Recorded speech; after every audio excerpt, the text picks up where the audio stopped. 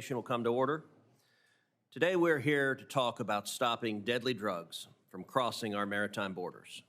But you cannot stop illegal drugs from crossing a border if you don't believe in having them. The Biden administration and former DHS Secretary Mayorkas deliberately ignored the painful connection between their open border policies and the devastation wrought by illegally trafficked drugs on families, communities, and our country. Trying to have a country without borders led to an influx of illegal aliens, drug smuggling, sex trafficking, and tragically, far too many American lives lost. That dereliction of basic sovereignty left the Coast Guard in an impossible position. The Coast Guard has admitted it missed opportunities to intercept drugs because it was overwhelmed chasing and catching illegal immigrants. Despite the Biden administration's lack of interest in border security, Republicans were able to make some progress. In the Coast Guard Authorization Act of 2022, I secured funding for a blimp-based radar system at South Padre Island to combat drug runners, poachers, and human traffickers. Today, it is still protecting South Texas. Similarly, my provision requiring data sharing between CBP and the Coast Guard is streamlining interdiction in the southern maritime border, halting illegal incursions into the United States. In contrast to Democrat ambivalence about the border crisis, President Trump and congressional Republicans are making real gains in border security through the Coast Guard. In the last month, the Coast Guard interdicted an historic amount of illegal drugs. Just last week, it offloaded 37,000 pounds of seized cocaine, worth $279 million. That's going to make a real difference in keeping communities safe from criminals and addiction. But protecting Americans from deadly illicit narcotics extends beyond our borders.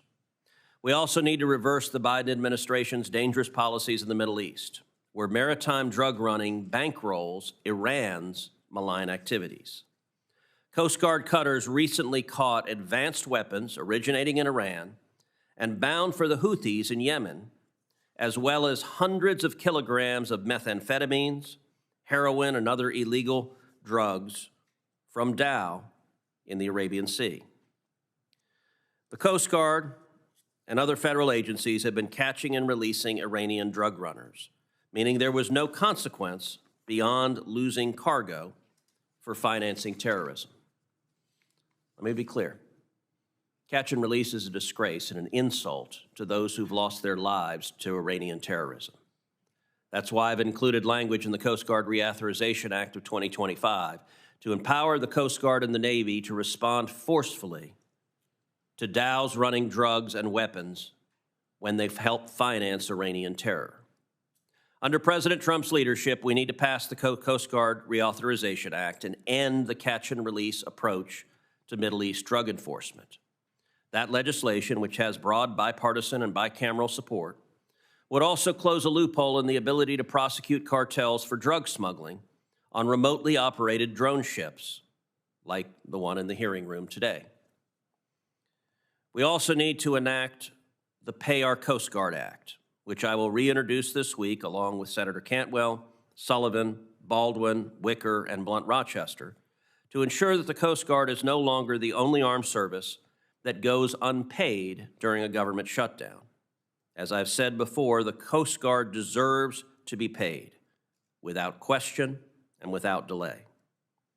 Finally, today we will hear powerful testimony from the unthinkable damage caused by illicit drugs like fentanyl to American families. Texan Jenna Ellinger will testify about the effects this crisis had on her own family. I'm grateful she is here today as she works to turn tragedy into progress, and I look forward to hearing from Mrs. Ellinger and the rest of our witnesses about what law enforcement needs to protect our communities. Another American lost to fentanyl is one too many.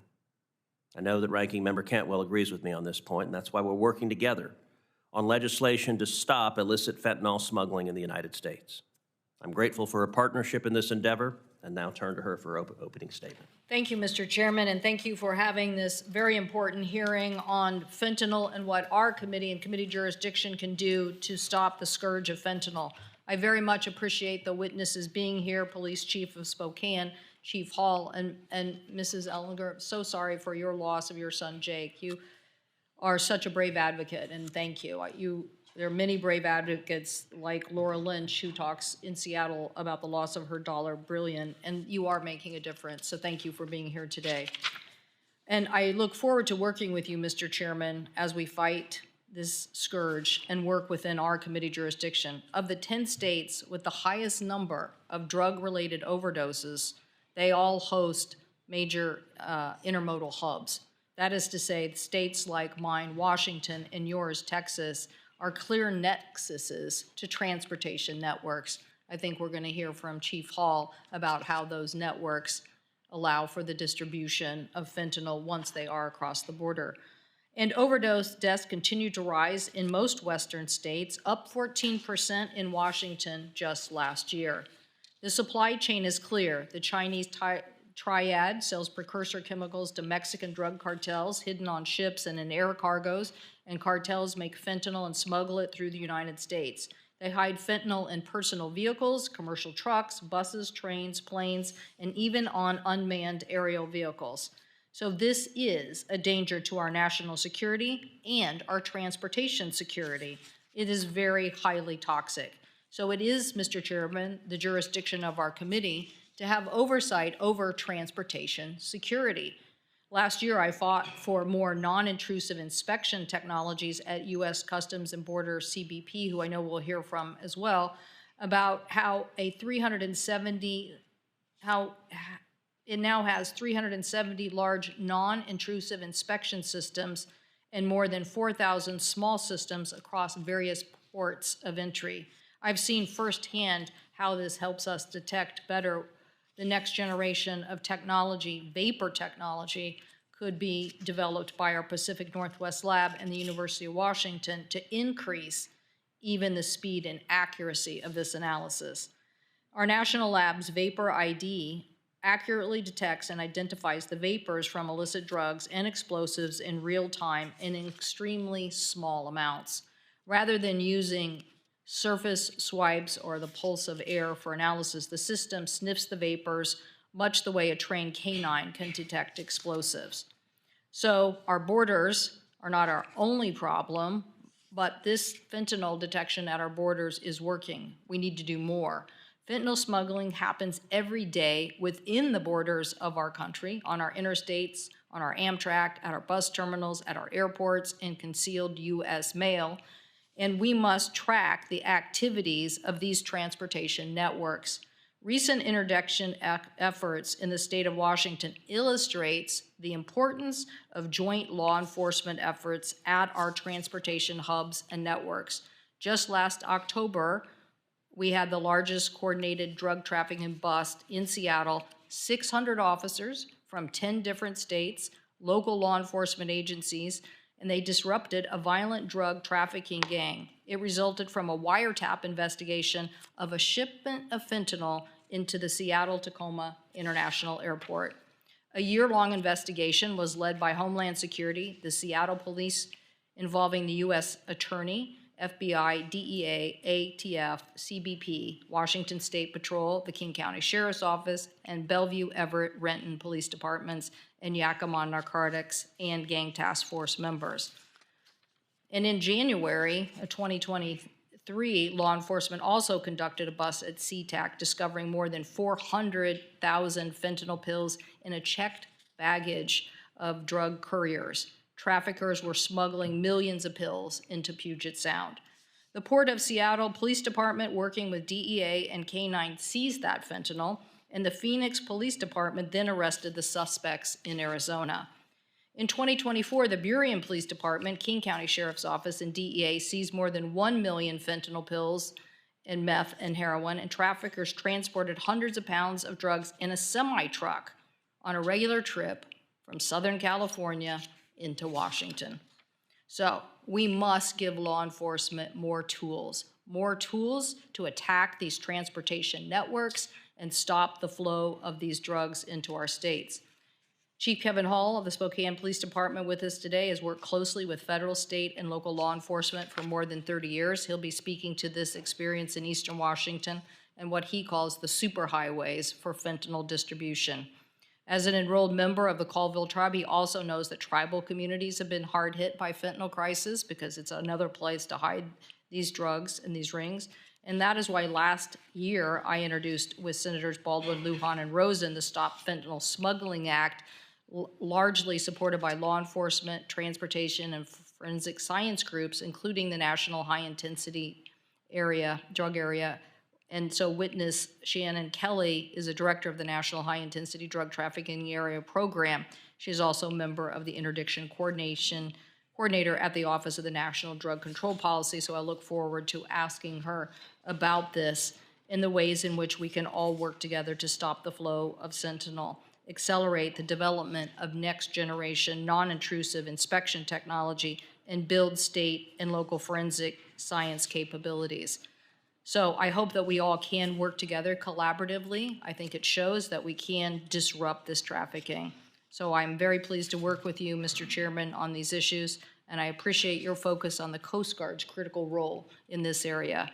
I know that the Coast Guard has been working, but we need to do more. I want to acknowledge that the crew of the Coast Guard, Washi, who interdicted more than 37,000 pounds of cocaine worth $275 million earlier this month. I'm also, though, saddened to hear that a crew member was lost at sea, so our thoughts and prayers are with their family and friends. I think Senator Cruz, you and I have introduced this bipartisan Coast Guard Reauthorization Act, which would increase authorization levels, and I hope that the Coast Guard's critical counter-narcotics mission and other missions will be bolstered in our efforts. We need to do everything, as you have displayed here, that if you leave a territory unaddressed, that is where the drug will flow. So attacking this at all levels is the right idea. And so look forward to working with you as we in this committee tackle the transportation networks that are threatening the lives of young individuals and many more Americans. Thank you, Mr. Chairman. Thank you very much. I'll now introduce the first panel. Joining us on the first panel today is Mrs. Jenna Ellinger, who was the mother of Jake Ellinger of Texas.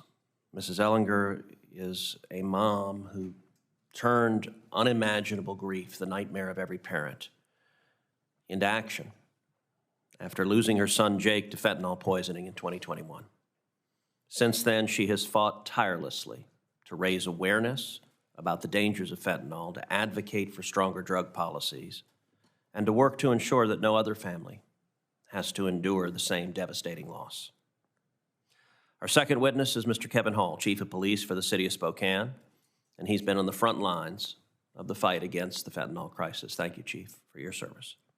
Thank you both for being here. Mrs. Ellinger, you are recognized for 5 minutes, and I understand that you'll be starting your testimony with a brief video.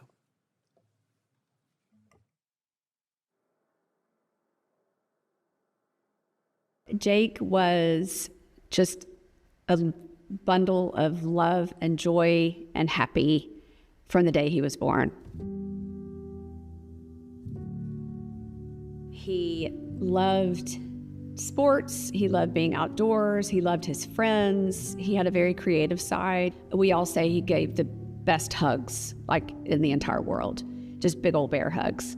He played football at the University of Texas.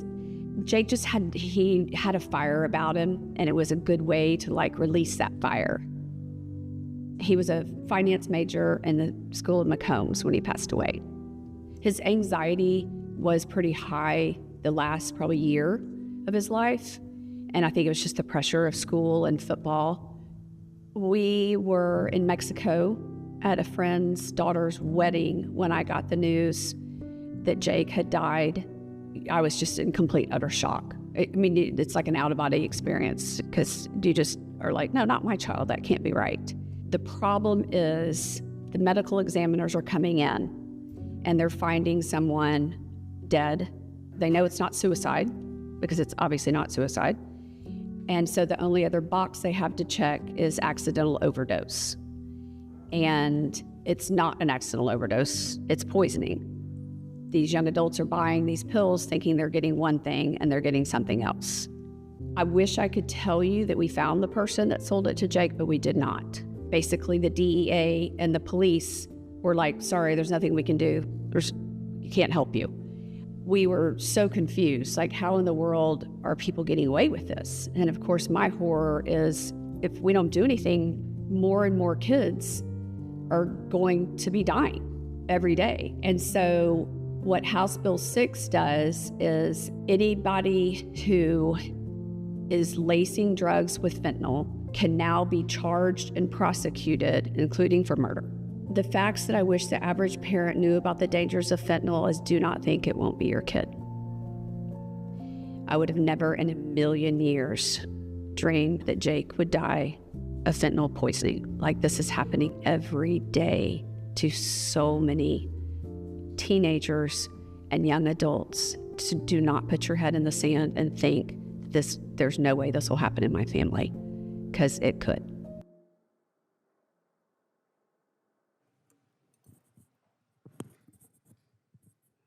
Good morning. My name is Jenna Ellinger. I never imagined that I would be on the front lines of a war I knew nothing about. And then I received the life-shattering call that my 20-year-old son, Jake, had been poisoned with fentanyl. This photo of Jake was taken 10 days before that call. Jake grew up in Austin, Texas. He was a gifted athlete who also excelled in academics. With a score of 35 out of 36 on the ACT exam, combined with his stellar high school grades and athleticism, Jake was recruited to play linebacker by a number of top-tier universities, including Stanford, Yale, Brown, Penn, and Dartmouth. Jake passed on those incredible offers so that he could play football at his dream school, the University of Texas. His dad and I went to UT, and his brother Sam was then UT's quarterback. Jake wanted to play football with his brother on the team he had been an avid fan of his entire life.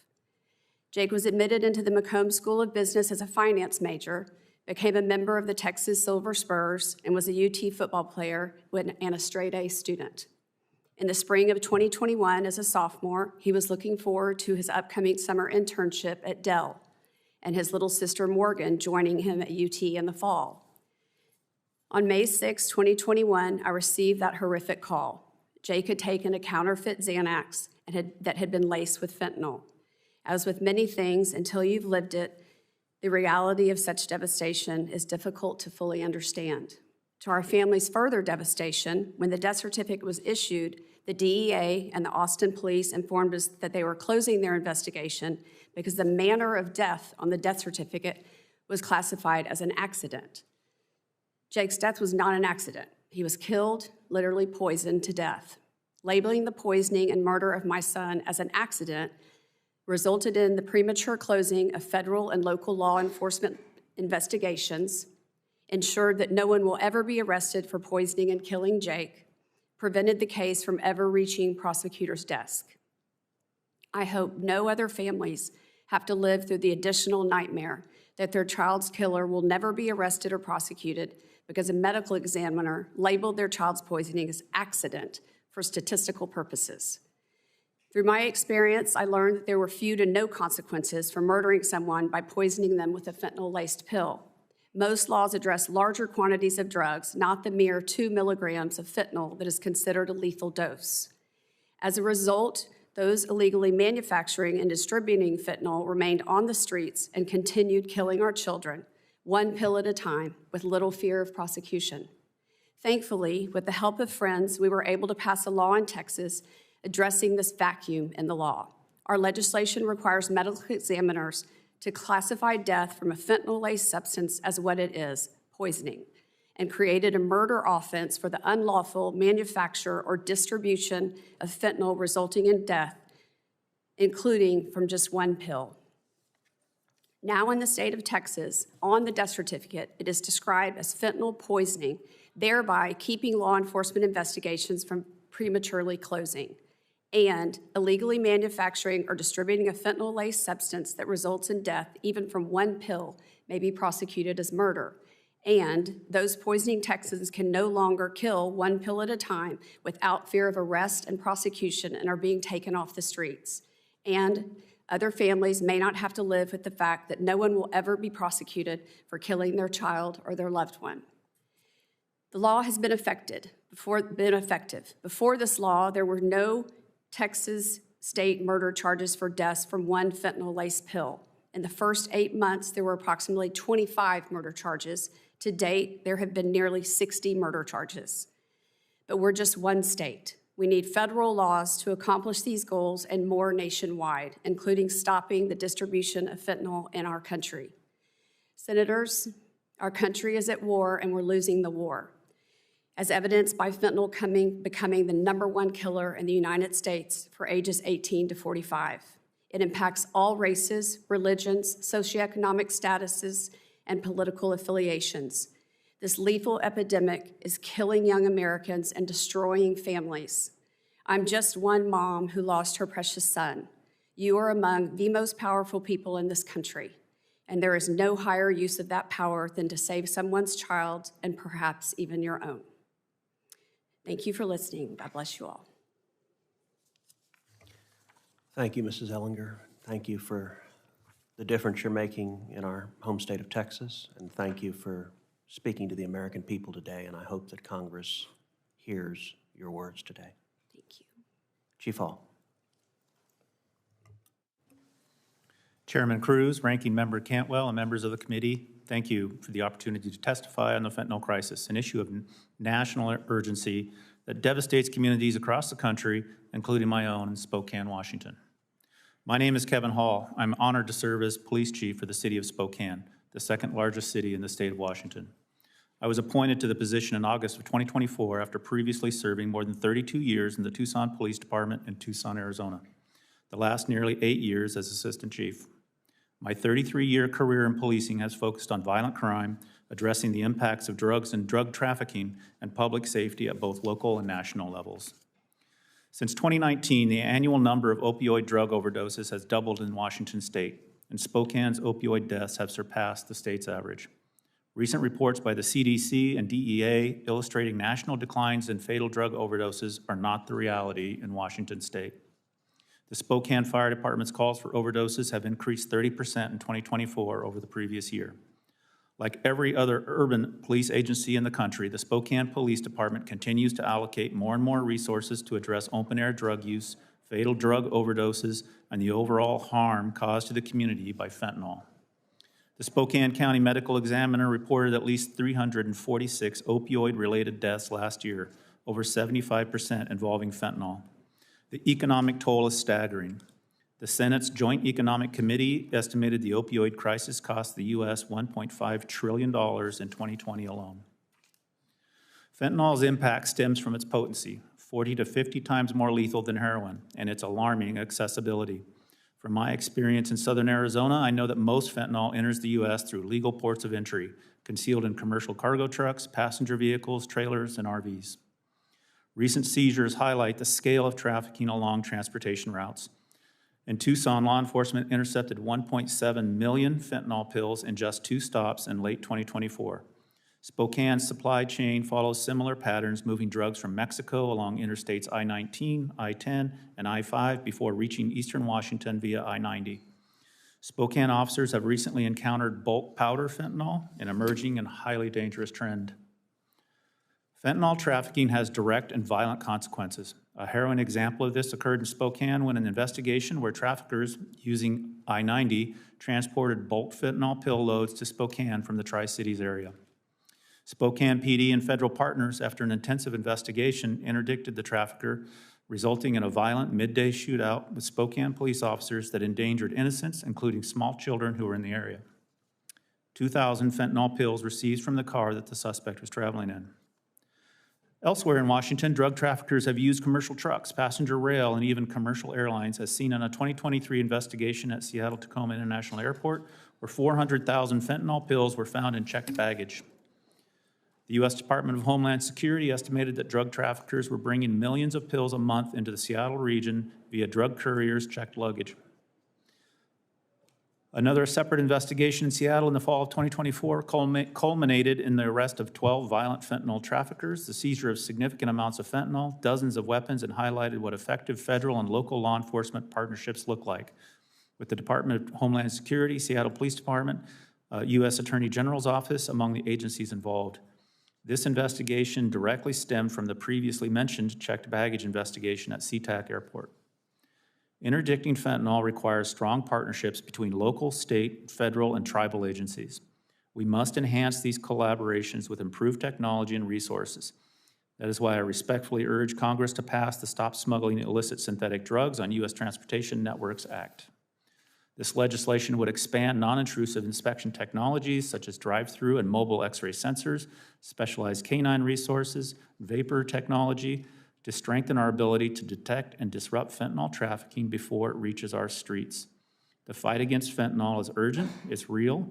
Strengthening our enforcement capabilities will save lives. Thank you for your time, and I welcome any questions. Thank you, Chief. Mrs. Ellinger, I'm going to start with you. Thank you for coming and telling us about your son, Jake. As a father, my heart breaks for you. You have gone through a nightmare that every parent, every grandparent is terrified of experiencing. You've done an enormous amount in Texas to help prevent more tragic deaths. What advice can you give to parents who might want to make a difference preventing future fentanyl poisonings? The first thing I would say is that talk to your kids about drugs. Use the word fentanyl. Don't be afraid to talk about it. Share statistics. Explain how dangerous it is compared to when we were growing up. And also, I would say for kids that might have a lot of pressure on them, kids in our society have a higher rate of anxiety than ever before. And to take the stigma away of it's okay if you need help. Like if you feel like you need some counseling or whatever that is, that it's okay to ask for some help and do not turn to a counterfeit, drug to try to make you feel better. An illustration that a DEA agent told me in Texas of just the potency of fentanyl is he took a sweet and low packet, said tear it open and empty the contents out so that there's nothing in it. And then he said stick your finger inside the packet and remove your finger and you have a couple of little tiny specks of sweet and low. Exactly. That's enough fentanyl to kill you. I can tell you I've done that with our girls and tried to convey the point, but you're terrified that a teenager, a young adult at one party, somebody gives them some stupid pill and that's their last moment on earth. Through your hard work, the Texas Penal Code now criminalizes the delivery or manufacture of fentanyl that results in death. And the code requires medical examiners to properly classify fentanyl poisoning deaths. As you noted, over 60 drug peddlers have already been charged in Texas with murder since the law went into effect. Have you spoken with others in Texas about what these changes have meant to them when the tragedy of fentanyl poisoning occurs, and what have they told you? Yes, unfortunately, I've made a lot of new friends because of this tragedy. Pain is a really strong motivator. And anytime there is a fentanyl death, whatever the 7 degrees of separation, somebody will ask me, can you talk to this person? They just lost their child to fentanyl. And I'm like, absolutely. Send me their phone number. And I can literally pull up my phone and just type in fentanyl, and 30 names of people I never knew before come up in my phone. They're extremely thankful. It's a very motivated group of people, as you can imagine. Parents that have lost their children, probably one of the most motivated group of people. And there's also, just in Austin alone, there's a group called Angel Moms, and there's probably 60 of these mothers who have lost their children to fentanyl, and that's in Austin, Texas only. Wow. In the video you played, you said that you were unable to determine who sold the drugs to your son, Jake. In the last Congress, I passed legislation called the Trank Act to help improve the technology for detecting and identifying fentanyl and other related drugs. And Senator Cantwell and I are now working on new legislation in this space. How important is it for families to have the technology in place to track the origins and pathways that these drugs travel into the country? I think it's extremely important. I mean, yes, shockingly, the DEA could not open Jake's phone to retrieve any information to find anyone responsible. My understanding is that these young adults are buying these counterfeit pills thinking they're getting one thing and getting killed through social media platforms like Snapchat and things like that. So I know that's how they're coming through. And then I also know that they are also being delivered through rideshare apps. So there is definitely a problem between all of the different social media and technology applications that these young adults use and have their hands on, not understanding the dangers of them. Yeah. The record illegal immigration flows during the Biden administration have clearly taken a toll on the Coast Guard's counter-drug mission. And so I'm going to submit to the hearing record a DHS Office of Inspector General report entitled "The Coast Guard Faces Challenges Interdicting Non-Commercial Vessels Smuggling Drugs into the United States." This report notes that the Coast Guard did not meet its cocaine interdiction goals because it did not have enough cutters available to perform the counter-drug mission. Those cutters had been diverted to interdict illegal immigrants. The DHS OIG estimated that the Coast Guard could have interdicted up to an additional 89 metric tons of cocaine had those cutters been performing the counter-drug mission, and without objection, so ordered, entered into the record. And with that, I recognize Senator Cantwell. Thank you, Mr. Chairman. Thanks for mentioning the Trank Act. I too supported that important legislation, which is one of the tools. And I just want to say, Ms. Ellinger, again, you know, we've had, I think, 11 regional meetings in my state, and it's just, the story is the same. The story is the same. And the call is the same. We need more to alert. I'll never forget a high school student in Yakima, Washington, telling me that, you know, having an assembly once a year is not enough. You should be telling high schoolers every day, do not take anything given to you by anyone other than a healthcare provider. Just don't. And I think that we have to amplify on many different fronts. We have to fight this scourge on many different fronts. So again, thank you for your willingness to continue to push on this. And you know, the jurisdiction of this committee is a little more on the transportation network, but your illumination of the problem just shows you what distribution does to destroy families. I want to ask Chief Hall about those distribution networks, because we hear a lot about the border and we want more security and detection at the border, but it's clear that these rings are so elaborate that by attacking the transportation network, we can discover and illuminate and catch these rings. And what have we learned about these networks and transportation system, and why is interdiction, like you've experienced in Spokane or Tucson, why do we need to expand the tools given to law enforcement to help with this?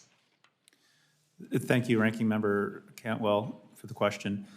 There are a number of different reasons on why we need to do this, but primarily when I talk to my DEA, DHS partners, it's that we're catching a fraction of the illegal narcotics that are entering the country.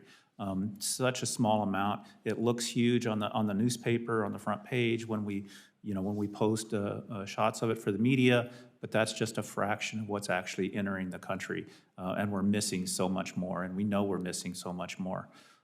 The investigations, particularly the collaborative investigations with our federal partners, are where we're the most functional and we see the most success. Bringing local, state, tribal, and federal partners together just enhances or scales up all of the skill sets and brings in quite frankly, the resources of the federal government that most of us don't have. But collaborating allows us to locate more, to utilize the intelligence base from the federal government on international or national transportation routes, and through, like we said, rail, sea, air, and the interstates, which is where we're seeing most of this.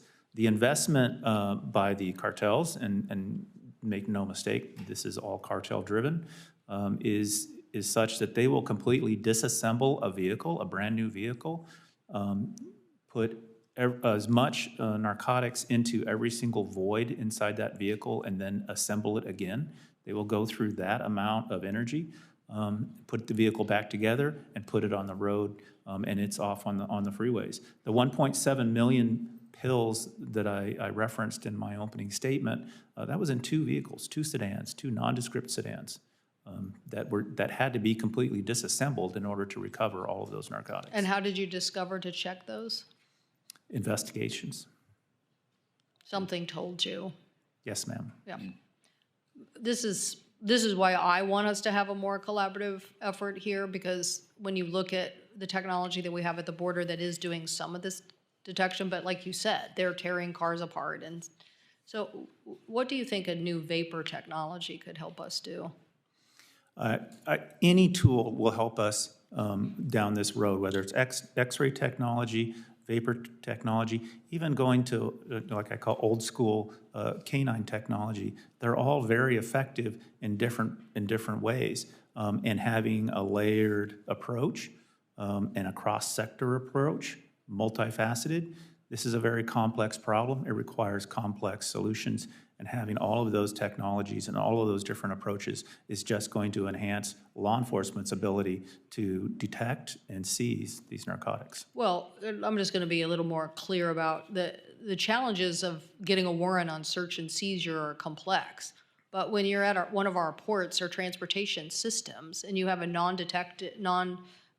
you can basically non-invasive way to detect the movement of fentanyl. That's what I want at every transportation hub, and because that will stop this flow. And I mean, it's not going to stop all of it, but it will give us the tools that you're talking about. And then how can we best help too on the labs and the information? What's the gap there that we're seeing? I'm sorry, the labs? Locally, how you have to do the work to try to detect and figure out what you've acquired. A lot of it is just the sheer number, the backlog. So say we're working with the state lab in order to process the narcotics that we seize, and we have to wait for that processing in order to charge for the most part. So it's that kind of resource that is limited. And I know from my time in Arizona, it was the same issue there. It's just it's a capacity issue. There's so much illegal narcotics coming into the country and so few people doing this work, including lab personnel, law enforcement, even harm reduction agencies that we work with. Going to an earlier point is we inform them everything that you see out on the street, from marijuana to what you think is cocaine to what you think is a prescribed pill, is going to have fentanyl in it. What we're finding out is everything we test has fentanyl in it. So we just tell everybody, know what you're taking, it's fentanyl. Thank you, Mr. Chairman. Thank you, Senator Cantwell. There's roughly 1,000 miles between my home in North Carolina and the southern border, but on average, 9 North Carolinians lose their lives every day due to fentanyl. I just want to thank you personally, both for being here. When I talk to law enforcement officers in all 100 counties in North Carolina, I repeatedly hear that every single county in North Carolina is a border county, largely because of the prior administration's policies, but I think that we are on track to do much better. The county next to where I live the sheriff there. He said, we just had a traffic stop. It looked like some of the pictures that were shown earlier. And there was enough in that trunk to kill 250,000 people. Unbelievable. The Chief, while you're here, is there anything else Congress can do to give local law enforcement the additional tools to go after drug and human traffickers? Resources are always scarce, always scarce. You know, I know currently the Department of Justice is holding up grants. I know that they'll come out sooner or later, but those types of grant funding helps us at the local level, helps us at the state level, and it helps our collaborations with HIDAS and different task forces that we have created with the DEA, Department of Homeland Security, Department of Homeland Security Investigations, all those different agencies. We are all facing the same scarcity of resources. Thank you. Ms. Ellinger, thank you for sharing your story, Jake, as well. I would imagine that our children are about the same age. And we don't sit up here, whether it's in this body or across the hall or in the House of Representatives as theorists. We're all personally affected by this, so it means a lot. I remember when I first ran in 2016, and right before the election, I was given the devastating news that the young volunteer staffer that was driving me that day had just lost his younger brother, about the same age as Jake, and it was from something he thought was just something innocent, but it wasn't. And that brother that survived and was volunteering for me that day gave a speech 2 weeks ago regarding fentanyl, except it wasn't at on that side of the dais, it was on this side, because he is now a member of Congress in the U.S. House of Representatives, and he's in the fight in the other chamber. So again, we're not theorists, we're all personally affected by this. And again, I thank you both for what you do. Thank you. Senator Baldwin. Thank you, Mrs. Ellinger. Thank you so much for being here to bravely share your story about your family and your son. And I thank you for your tireless work to bring attention to this tragedy. I believe to my core that your efforts are saving lives. And I'm heartbroken for your family's tremendous loss. I've heard from and sat with mothers in Wisconsin who have shared with me stories just like yours. Fentanyl is devastating families and communities in my state, and we know throughout our country. And I'm committed to fighting this deadly epidemic on all fronts. And I know my colleagues, as you've already heard, are hearing similar demands from their constituents. Congress has taken a few important bipartisan steps in the right direction, but clearly there is so much more work for us to do. So, Mrs. Ellinger, it is thanks to the brave advocacy of people like you that this important issue remains really forefront in our work, and I thank you for that. Chief Hall, I want to thank you for your work, both in Tucson and now Spokane, in the front lines to protect Americans. And we have to make sure that we're putting every resource possible towards protecting Americans and stopping the movement of deadly fentanyl and illicit substances across our borders, but also throughout our communities.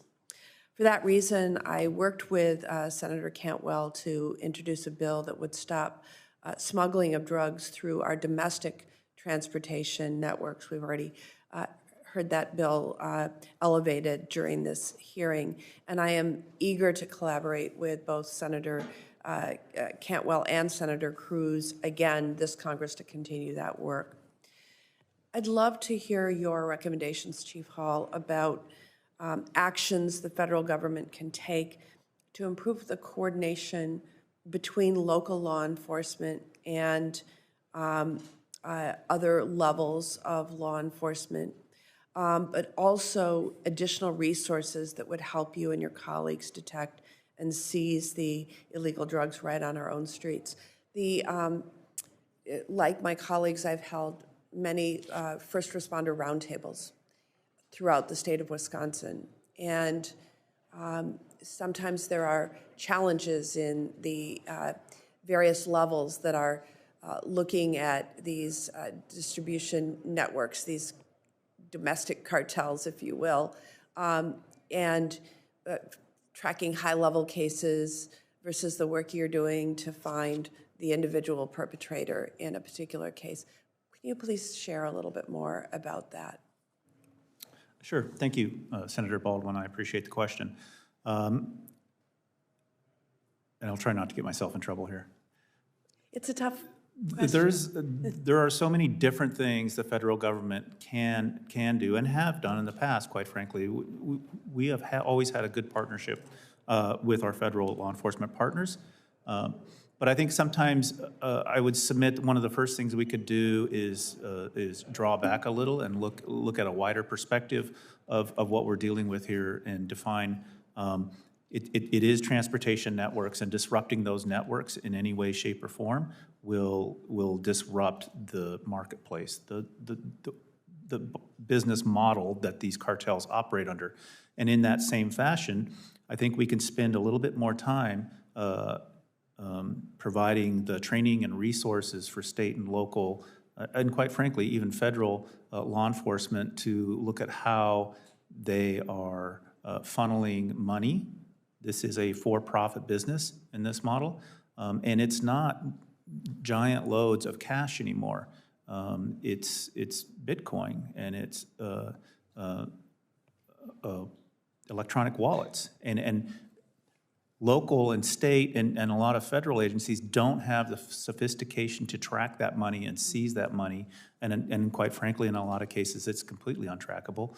But those, while we're just now starting to dip our toe in how to go after those funds, those illegal funds gained through, quite frankly, the killing of our children, that would be enormously helpful if we took a look at that, as well as the transportation networks. And as I said before, this is a very complex problem. It's gonna need a very complex solution that crosses sectors and is multidimensional, and that's one of the ways I can think of.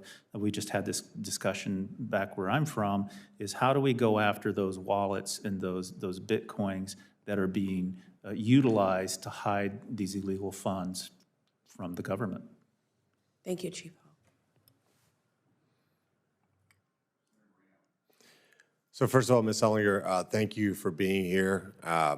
My youngest son is 26, which would be about, if I would guess, Jake's age today.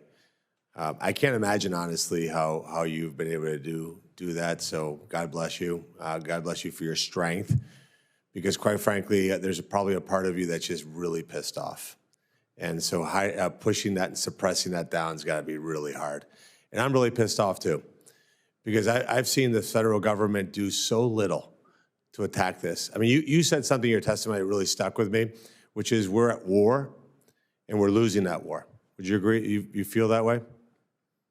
100%, and I am so thankful for this administration and for being here today, because it's, as you said, it's so painful just to live with not having Jake every day, and then to just know that our amazing country is just, it felt like to me, was doing absolutely nothing, and more and more and more and more children were dying every single day, and it just doesn't make sense. Yeah, in Ohio, we probably lose about 4,000 people a month to fentanyl poisoning. And you look back and you go, okay, like, if we're losing 4,000 American kids every year just in Ohio, 110,000 around the country, you would think that would be like a 12-alarm fire in Washington, D.C. over the last 4 years. Yet, what did we do? Exactly. We didn't do anything at the border, like nothing. In fact, sat here on their hands while they knew this was going on. And so I get the sentiment today from the other side, but honestly, to me, it falls so short. Number one, what did President Trump do? Declared the Mexican cartels foreign terrorist organizations. We should wipe those animals off the face of the earth. And yet the administration in the last 4 years did nothing about that. We should make anybody who distributes fentanyl, an accessory to first-degree murder. And if you're the ultimate supplier of that, then you are a first-degree murder federal charge recipient. Anybody who is involved in the banking of that, in the transportation of that, if you're a tech company and you're allowing the sale of these products, then you, the executives of these companies, are an accessory to first-degree murder. We can't have half measures. If it was my son, I wouldn't be able to sit through this, honestly. How you do it, like I said, I'll repeat it again. God bless you for doing what you're doing. And to my Democrat colleagues, I hope this isn't just words about more government spending, but rather actual attacks on what we're seeing at our southern border, that we treat this as an existential threat to our country. You said, Chief, turn to you.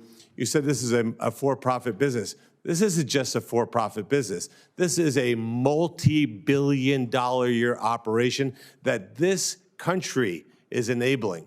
This country and this administration and the majority that had control of Congress over the last 4 years, they made these drug cartel members so insanely wealthy. Those are the billionaires that they should be talking about when they rant on a Senate floor that they're going after. And Chief, you said something, God bless you too, for the work that you do and all law enforcement does. But I just push back a little bit on something you said.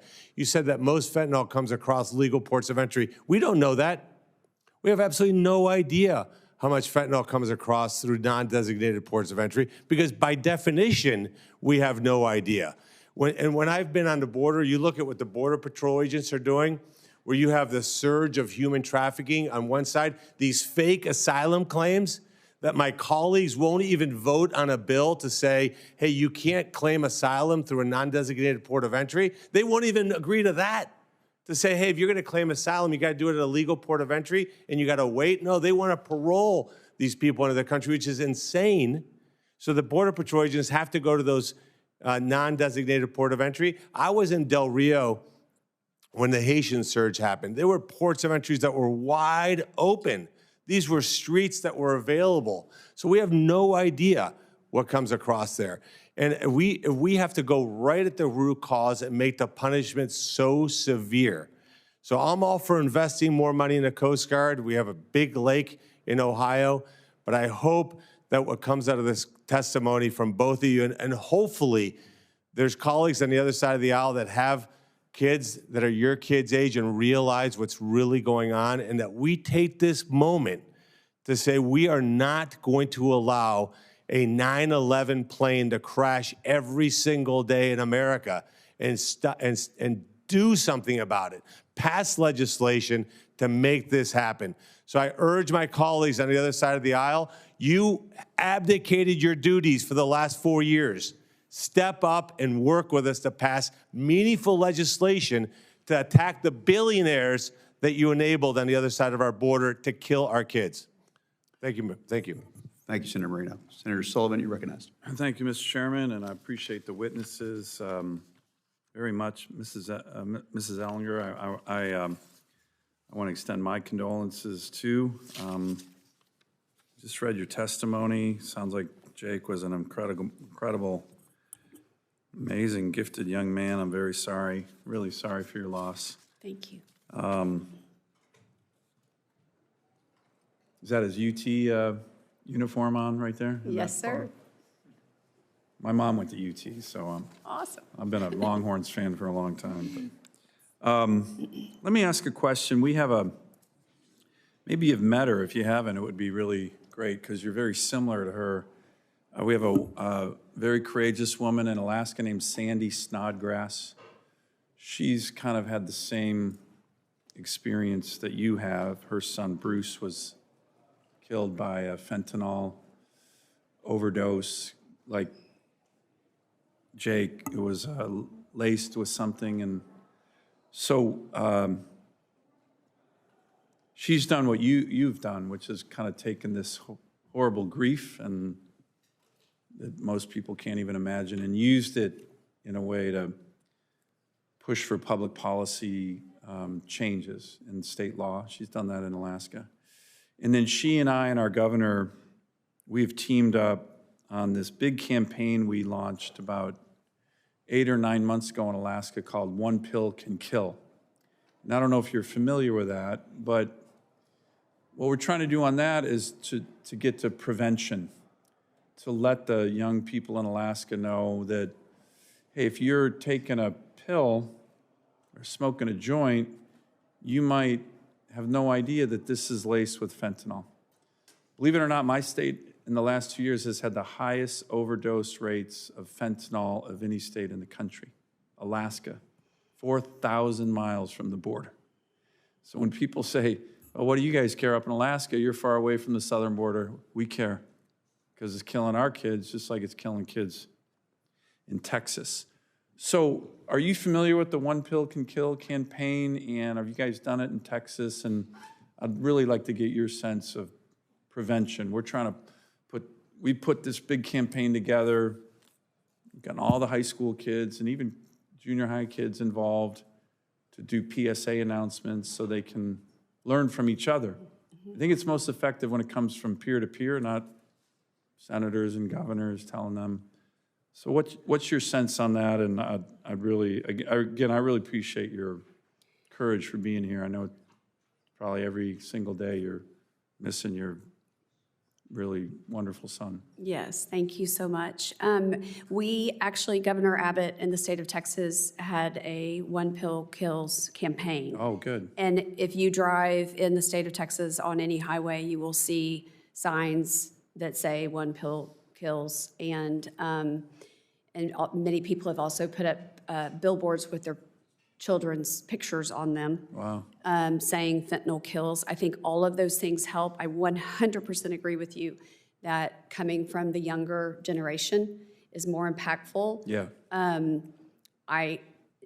Part of the frustration for me has been, has anybody thinking about the fact that this is our future? These young people that are dying, that are getting wiped out in large numbers, that's the future of our country. So what is going to happen in 10 years when we have this horrific gap? Yeah. Because we've lost so many of them. My son is in the NFL, and they do the Cause for Cleats. Yeah. Cleats for a Cause, I'm sorry. And he, and then one of his friends also, who he played with at UT, wore their One Pill Kills fentanyl awareness cleats and got a great response from that. I think, like Senator Cantwell said earlier, we have to come at this from every angle. Yeah. It can't be, here, let's just go here and let's look at this. It is like we were saying, it's a war. It is a war. And we're losing. We're losing bad. Well, if you have ideas from what you learned in Texas on the One Pill Can Kill campaign, prevention, right? So young people are aware. A lot of young people are not aware at all that this is taking a pill like that that's not a prescribed pill that they got from a pharmacist can be a Russian roulette death sentence. It's exactly what I call it, is Russian roulette. I mean, it's in cocaine, it's in pot, it's in all of the things that in our generation people could experiment with, and they had no fear of dying. They just were making a really stupid mistake. Yeah. And a bad choice. Well, look, we might look at kind of nationalizing some of these ideas of prevention. Real quick, so thank you again. Chief, I just had a quick question, too, for you. You served up in kind of the Pacific Northwest area and then down along the border. Any major differences? And then this is probably for the next panel, but what always really frustrates me on this is that Xi Jinping is a dictator, right? I mean, nobody does anything in China without his permission. And the flow that continues from China, he did a deal with President Trump. He did a deal with President Biden to stop this flow. And, it's more what we call promise fatigue with the Chinese. They make big announcements and they never keep their promises, even to our leaders. So what's your sense on kind of differences at the Pacific Northwest level that you've seen? That's Alaska, of course. And then any sense on the Chinese just ignoring it and wanting to kill young Americans? I'll take the difference between Arizona and Washington first. The biggest difference I see is we would interdict massive loads in Tucson, Arizona. Tucson is 60 miles north of the international port of entry. And it was nonstop, and it was not unusual to get hundreds of thousands of pills or bulk powder form in the pounds in Arizona. That's much less likely up in Washington. It does happen, as we've seen, and as I've testified, it does happen, but not nearly as often. And that's because when it comes from the border, then it gets distributed throughout the nation. So we're getting smaller amounts up there, but the smaller amounts are just as deadly, and we have just as many fatal overdoses, and we have just as many social problems that come from fentanyl as every other city. So when I look at downtown Tucson and I look at downtown Spokane, if I didn't know where I was at, they would look very similar. And that's the impact that fentanyl has. Great. And maybe for the record, I know I'm out of time, if you could answer the China question. I know it's a tough question, but I just think they're flooding the zone on purpose. Respectfully, Senator, I'm going to stay out of the geopolitics. I know the precursor chemicals, for the most part, are coming from China, and how we stop those, I'm not sure, because they're not coming to the United States, they're going to Mexico. Yeah. So that would be the realm of you fine folks. Thank you, Chief. Yeah, thank you. Thanks, Mr. Chairman. Senator Sheehy, you're recognized. Thank you for coming today, Jenna. Thank you for taking on this cause. I know you've survived a terrible tragedy in your family, so thank you for turning that into productive advocacy, because it's going to take a whole country to come together to fix this. Chief, question for you. I'm Montana, so not too far from you. Spent a lot of time up in your neck of the woods fighting wildfires, so familiar with Spokane and the surrounding area. What is your feeling on the northern border as far as impacting your communities with regard to fentanyl and drug trafficking? As far as the northern border, what we're seeing is very little coming south from Canada. Almost everything we've seen that we've been able to track, once again with our federal partners, it's all coming up from Mexico along the interstates, like I said, I-19 to I-5, or I-10 to I-5, and then I-90 into Spokane and northern Idaho. We are the urban hub of eastern Washington, and it all spreads out from there. Yeah, we see the same in Montana, coming up I-15 to Butte and then over. So, what interface are you seeing at all with the tribal communities in the Pinwar region as far as how they're being impacted by the fentanyl crisis?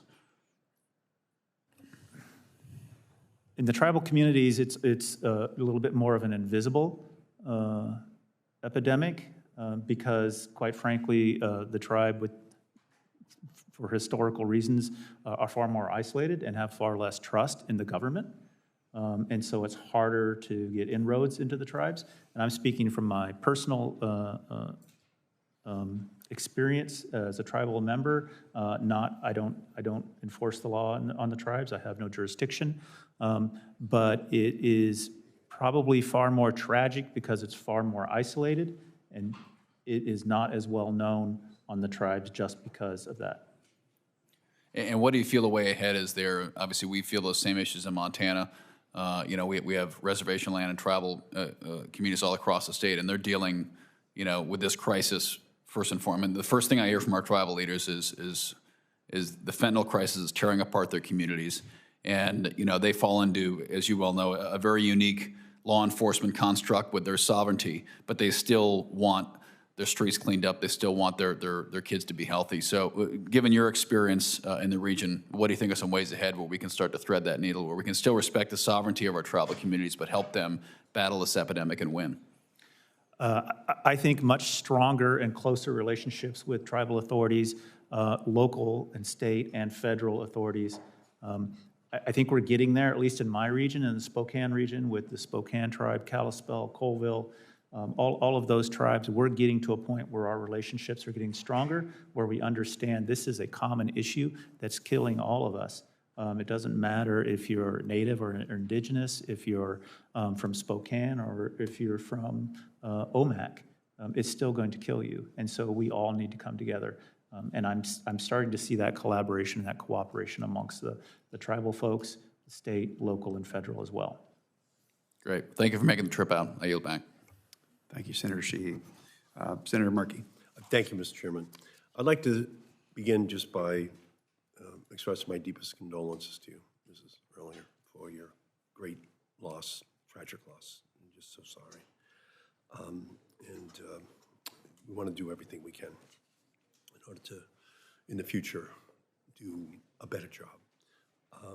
Because you're right, we are in a war against fentanyl, and that means we need every resource possible. We need to be tracking every overdose death. We need everyone to have access to naloxone, to reverse overdoses. We need enough providers and access to medications like methadone and Suboxone for people struggling with addiction. We need communities and law enforcement to have funding to prevent fentanyl from coming into their communities and respond once it's there. President Trump and I had lunch in September of 2017 as he was heading for a trip to China. I was the ranking member on that committee on foreign relations. And I talked to him about how important it was to tell President Xi to just stop those precursor chemicals from coming from China, because we were losing 80 to 100,000 people a year. And I also recommended to him that we work together on a bill to have detection devices along the southern border, and that there were actually devices in place that could detect that fentanyl from coming across the border. And in February of 2018, I stood with him, and he gave me the pen as he signed the bill to provide those tens of millions of dollars for the devices along the border to detect fentanyl. So I know it's just such a very important issue that we have to deal with. So Chief Hall, does your police department have to balance both stopping fentanyl smuggling and responding to the overdoses from fentanyl? How do you handle that? It is a balance, Senator, and thank you for the question. Once again, it's how we prioritize the workload, and as you know, we're understaffed. Washington State is severely understaffed. I think it's number 50 out of the 50 states on a ratio of officers to population.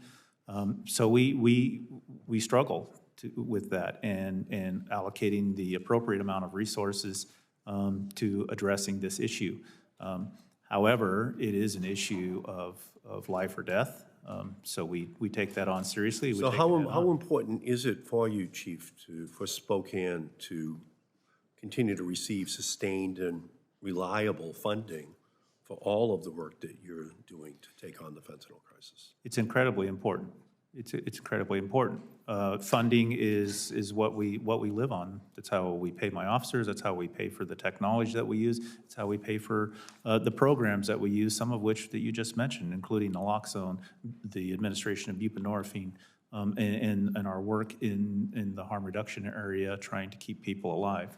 And I am just so concerned that this Trump administration is too busy making drastic, unfocused cuts and engaging in political stunts rather than actually focusing its energy and addressing the fentanyl crisis, because the reality is that cuts to federal research will slow down finding better ways to test for fentanyl, to improve upon that. And as you know, a border wall is not going to stop all of it. No matter what, you're still going to need these additional resources that you have in the community, because it's going to come through legal ports of entry still, to some degree, no matter what happens. And disrupting funding to organizations dedicated to responding to the overdose crisis will just slow down the life-saving efforts that you engage in every single day. When we're talking about overdose and fentanyl epidemic, playing politics is just not going to solve the problem. You need the resources to do it. So, and that's why I worked with President Trump to have my Interdict Act be signed. That was a pragmatic, bipartisan. I did it with Senator Rubio in order to put that in place.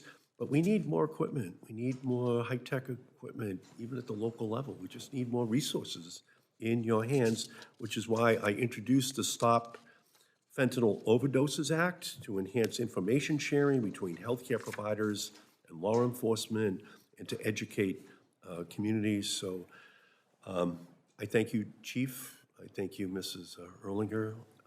You've come here with serious efforts that you are recommending to us, and you deserve a serious response. And that's what I'm committed to having Congress provide for you, not just chainsaw solutions to problems. We have to focus in on where your needs are the greatest. I thank you. Thank you, Senator Markey. Appreciate that. I want to thank you both for being here. This has been very important, very insightful, very helpful. And whether it's law enforcement or personal experience, it matters a lot to us. We want to conclude this panel, and we want to welcome our next panel, if they would please come forward to the witness table now. Thank you both so much.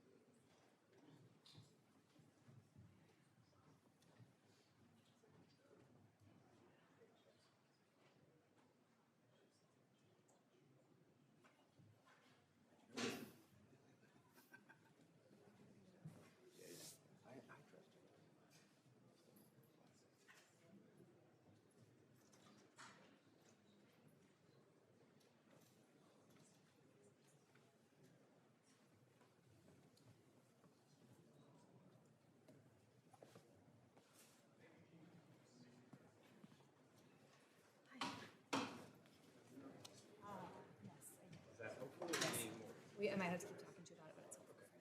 Thank you very much.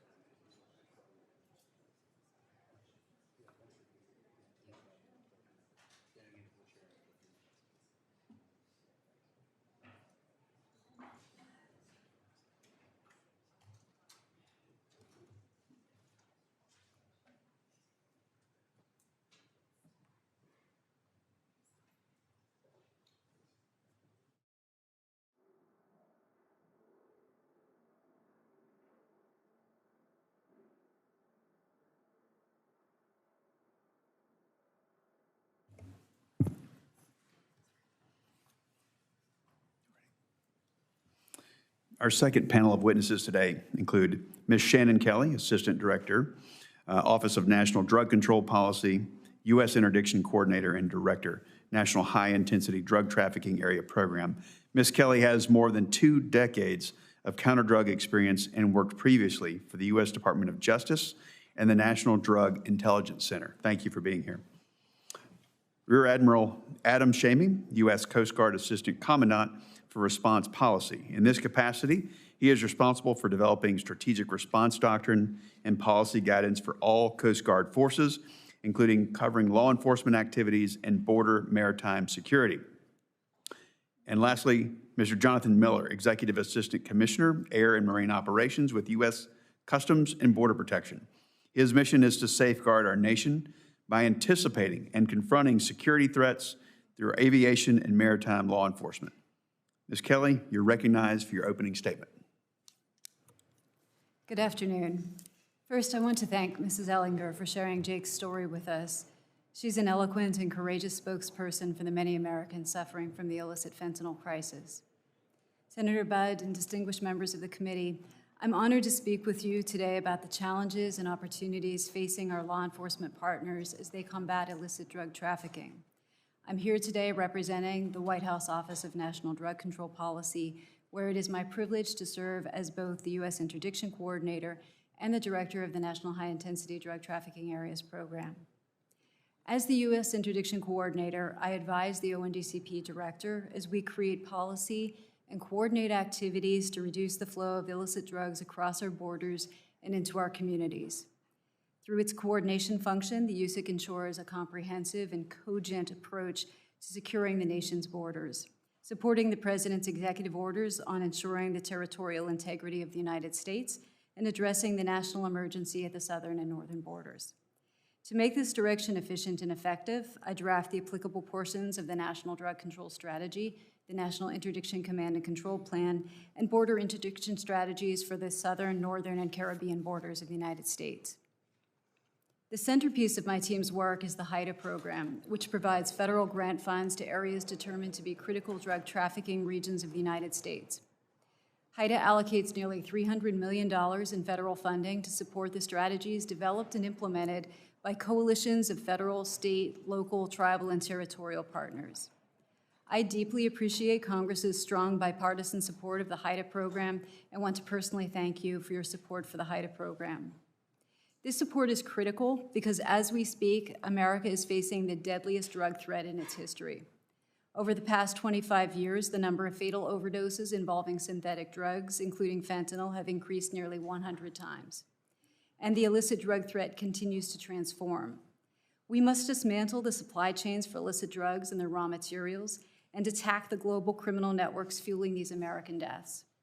This includes the drug cartels that have inundated the United States with deadly drugs, violent criminals, and vicious gangs. Our federal, state, local, tribal, and territorial partners work tirelessly to interdict illicit drugs, weapons, and proceeds, and to dismantle criminal networks wherever they reside. I look forward to telling you more about the outstanding work of these tireless patriots. As a result of the recent executive order designating cartels and other organizations as foreign terrorist organizations and specially designated global terrorists, we expect to see additional authorities for law enforcement to investigate and dismantle these networks and place new pressure and threat of prosecution on entities that support and enable the cartels. Law enforcement working to disrupt drug trafficking networks need access to telecommunications, automated license plate readers, financial transactions, and illicit firearms data. Developing and deploying these technologies is critical to investigative success. It's equally important that these tools are used to maximize investigative efficacy while minimizing any risks to the privacy of innocent Americans. Thank you for the opportunity to speak with you today and to share the perspective from the Office of National Drug Control Policy. Protecting Americans from illicit drugs and the traffickers who harm them is our mission. Our strong interagency partners, as represented by my fellow panelists from the Coast Guard and Customs and Border Protection today, are key to disrupting and dismantling criminal networking organizations. Collectively, our work is leading to real progress under President Trump's leadership, and with your support, I'm confident we will continue to stop traffickers and save lives. I'm happy to respond to any questions. Thank you, Ms. Kelly. Admiral Chamey, you're recognized for your opening statement. Good afternoon, Senator Budd and distinguished members of the committee. I request that my written testimony be submitted for the record. Without objection. Thank you, sir. Thank you for your continued support of the United States Coast Guard and the young men and women who selflessly volunteer to serve our nation. Throughout our 234-year career, our workforce has always been our greatest strength, and I am incredibly proud to serve alongside them. I very much appreciate the title of this hearing, A View from the Front Lines. It's a good reminder for me of why I'm here today, to share with you the successes and challenges of our crews who do the mission every day. Throughout my time in uniform, the best part of my job has always been bragging about my crews. And now sitting before you, I'm honored to share just two of their success stories over the past month. On February 2nd, Coast Guard cutter Joseph Doyle and a Coast Guard aircraft were patrolling south of the U.S. Virgin Islands. The cutter stopped and boarded a go-fast vessel, seizing 2,000 pounds of cocaine and detaining 3 Venezuelan smugglers.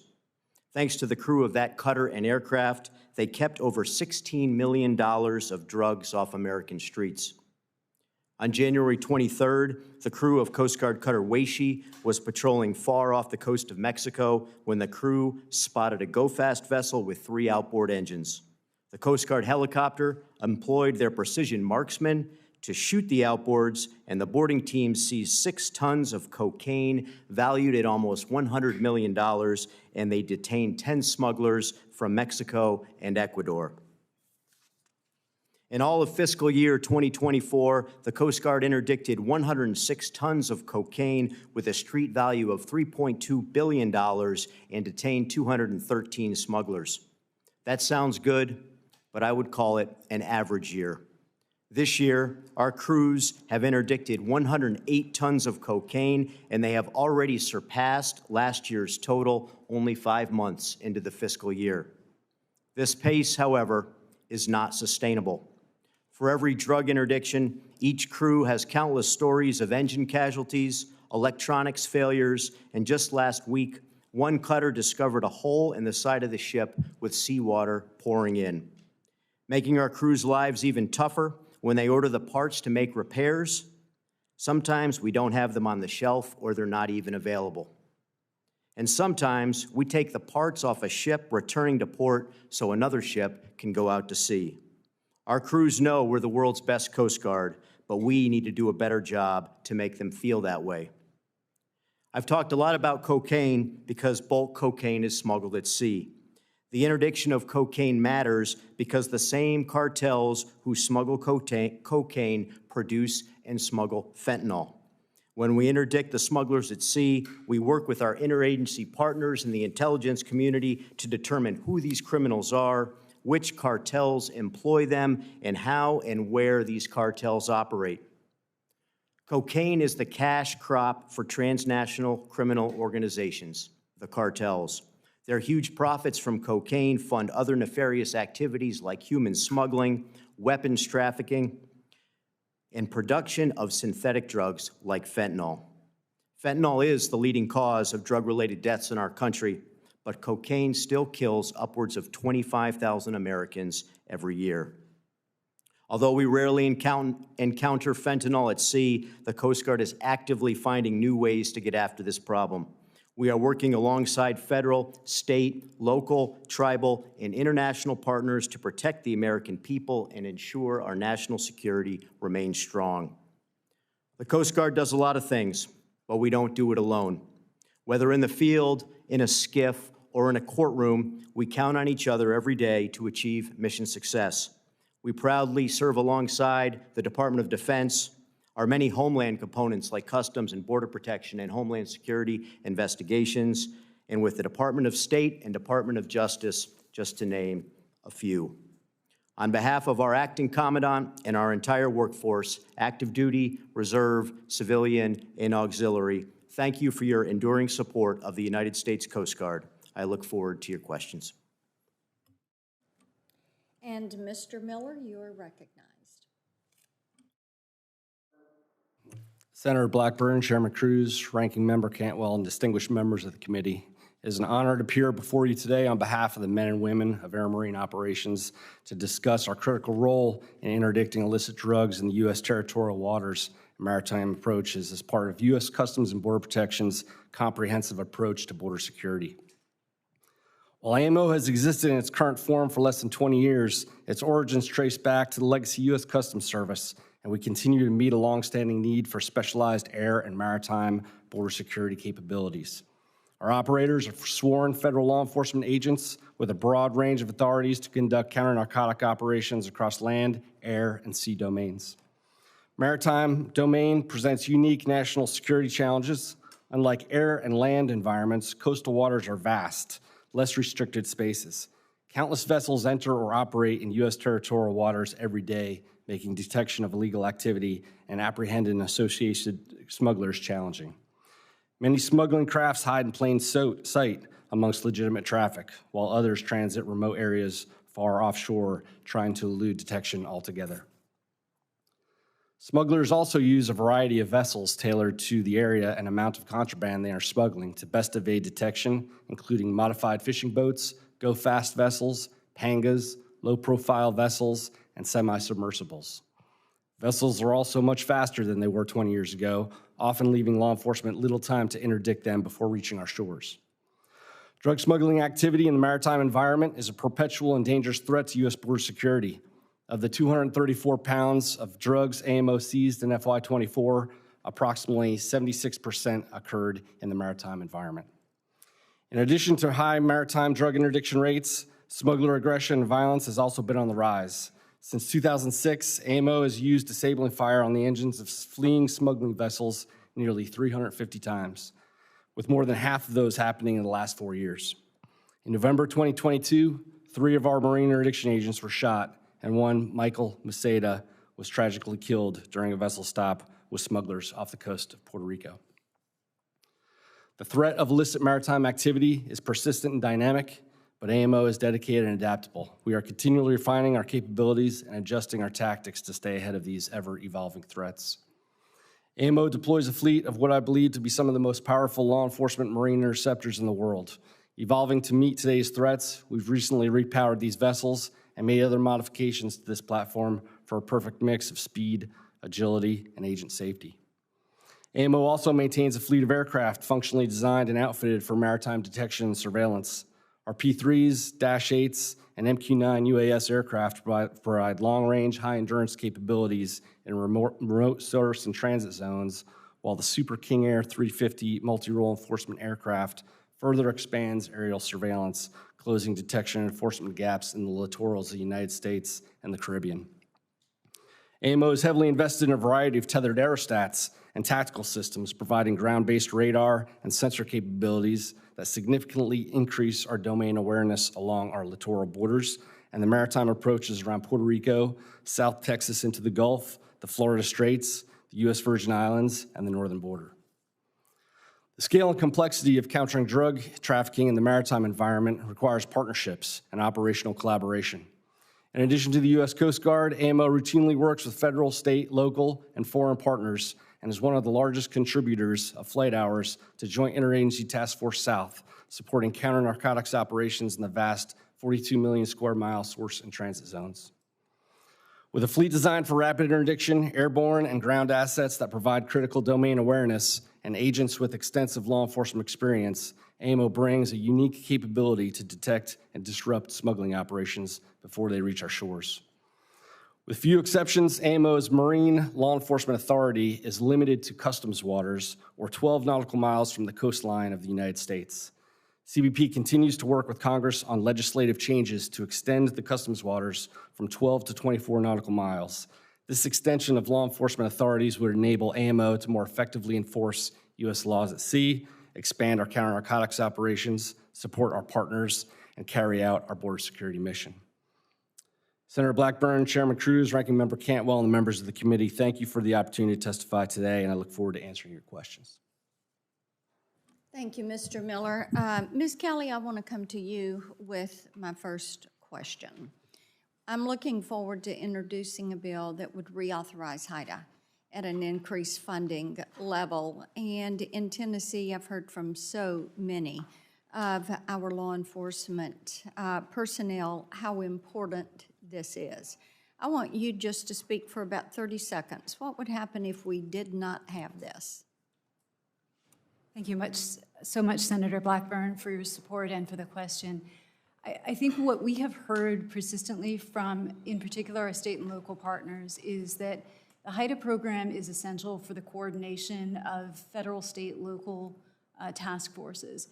We heard from the first panel how important it is for the federal government to engage with the partners, the 18,000 sheriff's departments and police departments across the nation who otherwise, without the framework and the structure of the HIDA program, may not be equipped to share information freely, to coordinate on these cases, and to make sure that we have a holistic, whole scope of government response to dismantling the criminal networks that are trafficking fentanyl from the southwest border all the way through the interior of the United States into every state and territory across the country. I appreciate that you all talked about our borders and what is coming in shipping containers from China and what we are seeing in our ports. But in Tennessee, we've got the Mississippi River and the port in Memphis. And what I would like to hear from you is what we can do, how your agencies are working on these inland rivers. And I know the FBI put a memo out warning of increased China influence on the Mississippi River. So, Mr. Miller, I'm going to start with you and just go down the line. I'd like to hear what you all are doing when it comes to our inland waterways. Thank you, Senator. So AMO has Marine units in the Gulf. I would say the biggest impact in terms of our inland waterways is the support that we provide to state and local agencies in the area, to include task forces.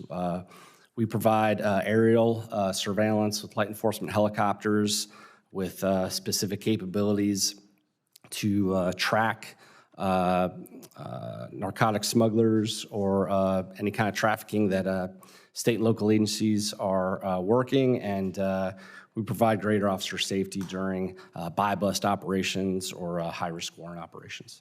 Okay. Admiral? Good afternoon, Senator. Ma'am, we work across the interagency with all our partners throughout Homeland, also state, local, federal, and tribal to get after a lot of these problems. The Coast Guard is a multi-mission service, so many of the same crew members who might be doing a search and rescue case one moment could be boarding a vessel that's coming in potentially with illegal narcotics. The ability to shift between missions is a critical capability of the Coast Guard, and that is fed by intelligence. The Coast Guard is a member of the intelligence community, and we work across the IC to help put our cutters and crews in places where we know the worst problems will be so that we can effectively respond. Ms. Kelly? I appreciate that my co-panelists have both mentioned information sharing. HIDA, as you know, is a key framework for sharing information from our federal partners down through our state and locals, who in many instances are the ones actually enforcing the drug laws, particularly in some of our more rural and remote areas. Rear Admiral, I'd like to come to you on this. I think it is helpful that President Trump has identified the cartels as foreign terrorist organizations. And so as we look at dealing with these cartels, is there any further authority that the Coast Guard needs in order to apprehend and to work in this process with the IC? Good afternoon, Senator. I'm very appreciative that the president has designated these cartels as terrorist organization. I think that sends a message that we as a government are deadly serious and are bringing all of our assets and resources to bear to get after this problem. I'd be happy to answer the question for the record with a list of additional authorities that we might be able to use to get after that. That would be very helpful. That's the kind of information we need. My time's expired. Senator Cantwell, you're recognized. Thank you, Madam Chair, and thank you to the second group of panel witnesses who have been on the front lines of fighting this. Very much appreciate your being here today. I wanted to start with you, Director Kelly, just in comments about the legislation that we introduced last year. You were supportive of that, which I appreciate. But this whole area of how to build capacity at attacking the transportation networks.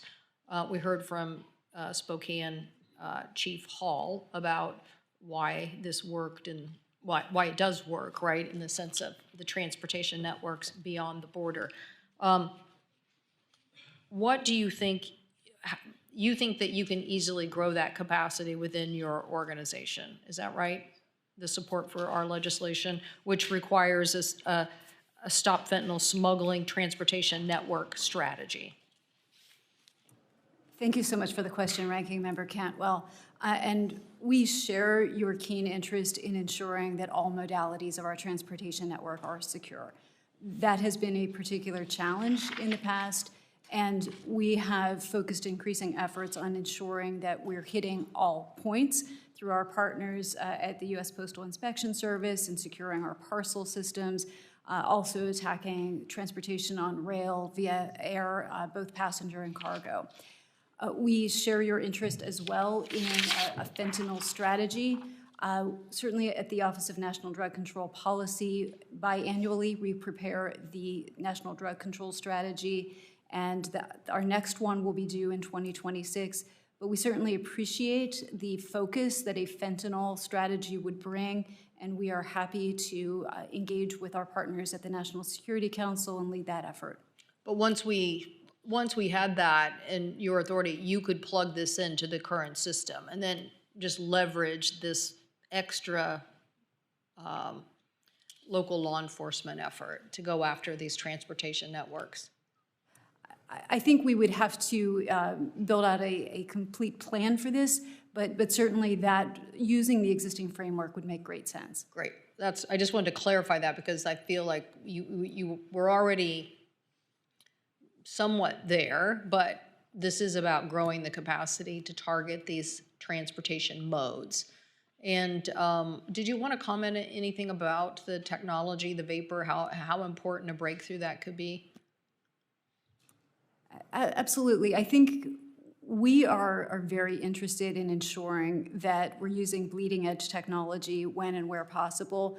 I would also mention, though, that we want to make sure that we maintain robust support for all dimensions of interdiction, which would include ensuring that we have manpower who are trained appropriately, who are good, well-equipped at detecting suspicious behavior when they pull someone over as part of a roadside interdiction, making sure that we're also funding canines. This is a much more basic foundational effort, but in some places we're still hearing from state and local agencies that they don't have resources like that. So I think we do want to hit it on all fronts with both the high-tech solutions, but also the more nuts and bolts solutions as well. Yeah, you're not going to find a bigger supporter of the canines than myself. Talking to CTAC, they were like, people walk in, they see the canines, and they turn around and leave. It is a deterrent in and of itself. But the non-evasive technology issue is just a way to say to the bus stations, to the airports, to everybody, we're going to catch you, and hopefully, help us in that effort. I wanted to ask Mr. Miller about CBP's use of safe boats. They're an organization in our state, but apparently that structure works well. Thank you, Ranking Member Cantwell. Yeah, absolutely. The safe boats that we have, and I've visited where they make them for us in Bremerton multiple times. So we have two varieties. We have a center console version that we refer to as our Coastal Interceptor vessel. It's 40 feet. It's custom designed specifically for our needs. And then we have a closed cabin version called the All-Weather Interceptor that we use in more of our cold weather locations. Both of them have been game changers in our fleet. We used to, legacy customs, we used go-fast vessels that we basically turned into law enforcement vessels, but these are the first ones that are custom tailored for law enforcement. But these are helping us on our waterways detect the smuggling on Absolutely, absolutely. We've recently repowered them. We're doing other modifications to make them safer for our agents during high-risk pursuits and boardings. Thank you, and I'll have something for the record for Rear Admiral to talk about but very much support the Coast Guard in increasing capacity for them. Thank you, Mr. Chairman. Yeah, thank you, Senator Cantwell. Admiral, you mentioned in your testimony that the Coast Guard is using small unmanned aircraft as part of the combined force package for drug interdiction. Could you tell me what sort of unmanned vehicles the Coast Guard is deploying in its drug interdiction mission? And are there any other UAS platforms that the Coast Guard is looking to deploy but not currently using? Good afternoon, Senator. So I don't use the term game changer a lot, but when we started employing the Scan Eagle unmanned aircraft on the national security cutters, it did change the game for us. The way that we pursue drug smugglers on the high seas is with a package of a cutter with a helicopter that can shoot out the engines, and then a maritime patrol aircraft that's overhead to find them and then cue the cutter to get after that with its small boat. When you have an unmanned aircraft and you can launch that from the flight deck of the cutter and put that up there, then you don't have to rely on scarce long-ranged aircraft from either CBP or Coast Guard or other agencies. So it is indeed a game changer. Is that fuel or is that electric or what type of propulsion? Sir, I'd have to get to the actual specs on it. Right. Continuing with you, Admiral, the Aviation Logistics Center at Elizabeth City, North Carolina, my home state, is the central hub of the Coast Guard's aviation program. In addition to conducting heavy maintenance on the existing fleet, the ALC is also instrumental in the fleet's transition to both the C-130J and the MH-60. As the Coast Guard expands its drug and alien migrant interdiction missions, are there additional needs in the Coast Guard aviation fleet or at the ALC specifically that this committee should be thinking of?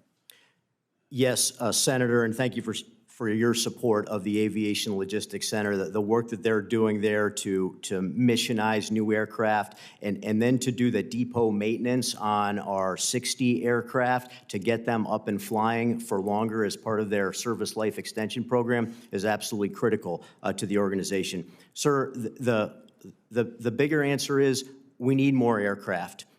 We are constrained by the resources that we have, both the fixed wing like the C-130Js, and moving forward, we're going to need to figure out a way to get more rotary aircraft to deploy on both our cutters to get after drug smugglers and also for shore-based missions. We need to raise our top line. Sir, we've been saying for a while now that we're a $20 billion Coast Guard on a $12 billion budget, and those sort of top line increases will help us get after aviation and everything else that we need. Thank you very much. Mr. Miller, your testimony mentions a November 2022 incident in which 3 air and marine operations marine interdiction agents were shot, one tragically being killed. You also reported that AMO enforcement resulted in the seizure of more than 1,500 weapons in fiscal year 2024. Does your office have any record as to how often AMO agents are subjected to incoming fire while carrying out their missions? Thank you, Senator. Yeah, the event in 2022 when Mike was killed was tragic and a game changer for air and marine operations. We have seen an increase in violence and non-compliant boardings, and we have changed our training significantly. We've outfitted. I mentioned we have outfitted our vessels differently with different safety equipment and armament. We've also equipped our agents differently as well. So I think you'll see the most capable air and marine agents to date. Thank you very much. Continue on, Mr. Kelly. Your testimony mentions your work with the Interdiction Committee to continue drug interdiction efforts across the federal government. The DOD has several members on the Interdiction Committee, but do you think more direct engagement from the DOD along the southern border would be helpful in stopping the flow of illegal immigration and illicit drugs, particularly now that President Trump has designated many of the cartels as foreign terrorist organizations? Thank you, Senator. Yeah, we work very closely with DOD right now, NORTHCOM, JTF North, and we are coordinating with them currently on any kind of additional force laydown that may come to the southwest border, and we welcome any assistance in that effort. Thank you very much. Senator Kim, you're recognized. Thank you. I appreciate all of you coming on out and talking with us. Director Kelly, I think I'd like to start with you. You know, I think all of us here recognize we want to have a comprehensive approach to this. You know, that includes some of these efforts go after the cartels, on immigration, but there was also a statistic that I come across, and I guess I just wanted to ask you if this was correct. I saw a statistic that came across saying that U.S. citizens made up 80% of individuals with fentanyl seized at ports of entry, and I wanted to just ask you, does that sound correct to you, roughly? I would certainly defer to our partners at DHS, which would be the source of that statistic, but yes, it sounds generally correct. I guess I wanted to ask, and to whatever extent, Mr. Miller, you want to jump in as well, but do we have an understanding of who these Americans are, in terms of affiliation with, criminal operations or other things of that nature? Mr. Miller, I want to just check with you if you have thoughts here. Yeah, thank you, Senator. So I would definitely say that the cartels are running all the narcotics operations on the southwest border, and then they'll utilize anyone that they. So they're recruiting Americans to help this get across the border. Is that what you believe is happening? I have no doubt of that, Senator. Okay, I'm just thinking through this in terms of just what are the different ways we can sort of disrupt this operation and kind of engage and understand how that recruitment might be occurring, other types of ways in which we can engage. Director Kelly, you talked about the leading edge tech that is component of that, and you also mentioned a number of other aspects that are important when it comes to interdiction. But on the leading edge tech, I guess I wanted to just ask you, as I'm trying to explain to the people in New Jersey, what way we should be putting our priorities. I've certainly heard a lot about scanning technologies, but what are the other types of technology that is proven to be best practices, and where are we at in terms of scaling that to the level that we would need? Thank you so much, Senator Kim, for the question. I think we have two dimensions that we have to consider in responding to that. Part of it is developing the technology and the other part is making sure that it can be deployed to all of the partners that we need. We recognize that we are relying in large part here on the work of our 18,000 sheriff's office and police departments across the country. And so for them, this bleeding edge tech, even if we have it, it may never be within reach. So we have to be thinking about what makes sense in terms of broad scale investment, and then how much of that can be actually in the hands of state and local officers. So on the first point, I think I would defer to our experts here from the actual border, from CBP, who I know leads a lot of the technological development for the southwest border and also for the maritime space. What I think we might want to be thinking about when we're talking about state and local deployment, though, may be sort of second generation technology, where we're thinking about handheld scanners. We're thinking about ensuring that they are trained so that they can properly question drivers in roadside stops, so that they're not taking the personal risk, if you're thinking about state patrol officers, about pulling over a tractor trailer with a hidden compartment and thinking about delaying the schedule of commerce in the United States.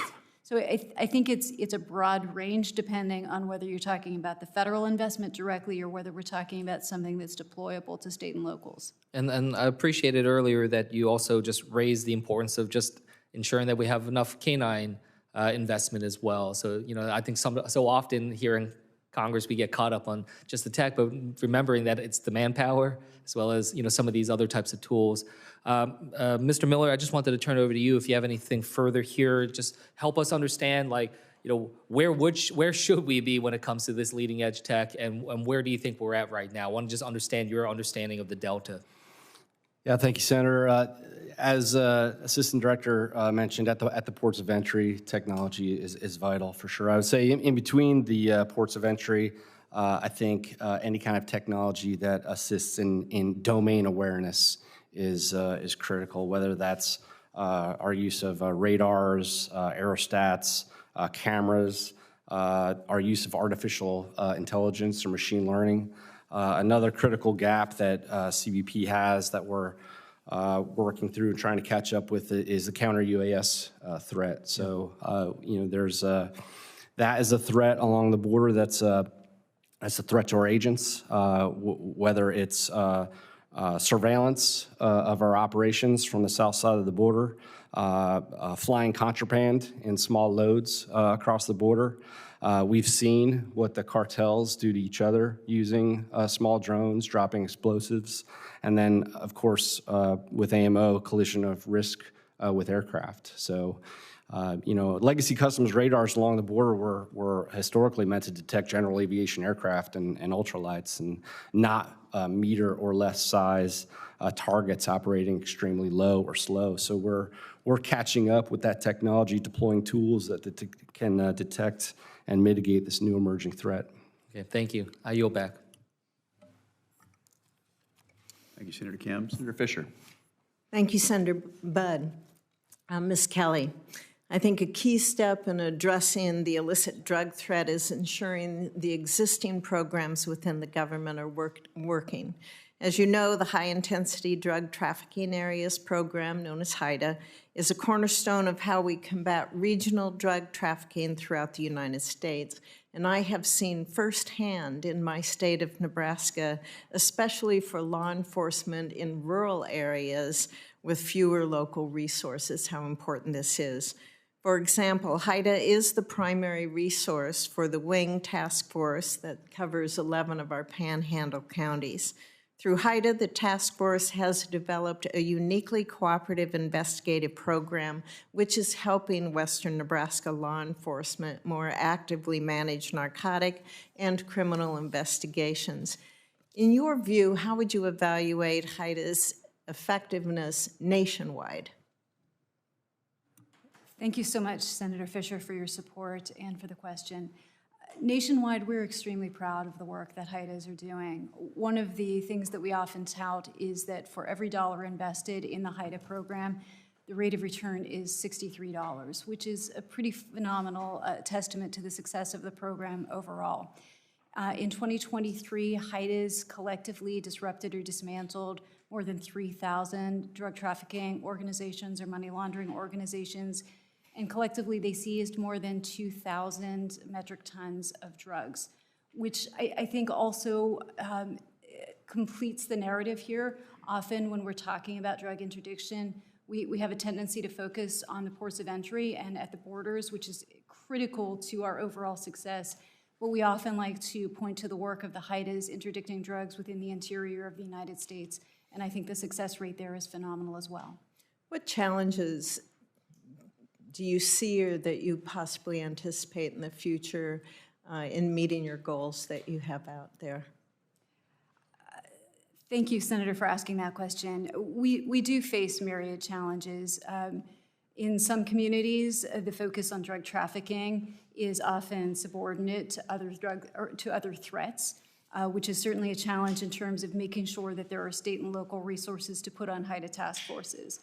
I would also say fatigue is a huge element for us, and I think it's why the focus on border security and interdiction at the ports of entry and at the borders is key, because I think we're asking an awful lot of our state and local task force officers when they are being asked to interdict drugs that did evade the borders, and when they're being asked to investigate the types of networks that are directly linked to cartels. That's a huge challenge. It's a training challenge, and it's a resource challenge for all of our task forces. You know, you brought up the border, and obviously that southern border is a major disruption zone. In years past, we've struggled with all the different agencies out there using different intel, using different maps, whether it's DEA or FBI or CBP or the Department of Defense as well. I think we have to have a shared map, government-wide shared map to identify the threats that we have. In your testimony, you noted efforts by the Drug Enforcement Administration to map out this data comprehensively. Can you speak about that further, please? Thank you so much for that question, Senator Fisher. I agree. I think we all agree that a common operating picture is imperative. And a big challenge for us, too, is making sure that we are in a place where we can share information freely from the IC all the way down to our state and local partners. This is where we really rely on the work of our federal agencies to be the bridge so that, as you say, the map, the common operating picture can be not just conceived, but then communicated from top to bottom. And how do we achieve that? How we achieve that is a work in progress. It is, I won't lie, it's a challenge. It's a challenge both in terms of the security levels, but it's also a challenge in terms of culture and promoting information sharing.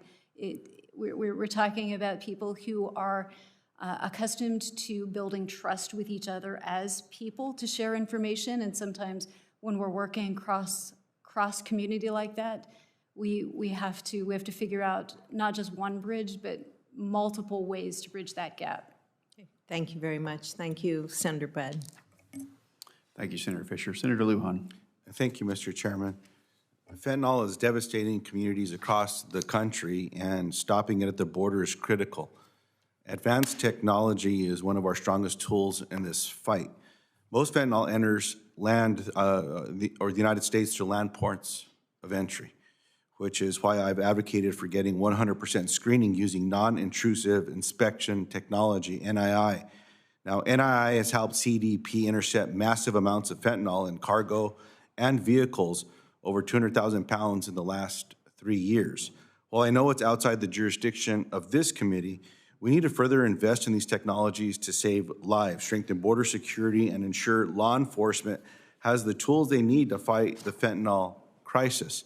Now, Mr. Miller, your testimony states that the Air and Maritime Operations, AMO, has integrated artificial intelligence into its systems to help detect illicit activity, but that cartels appear to still be exploiting gaps in our enforcement capabilities to evade detection and find ways to move fentanyl through our waters.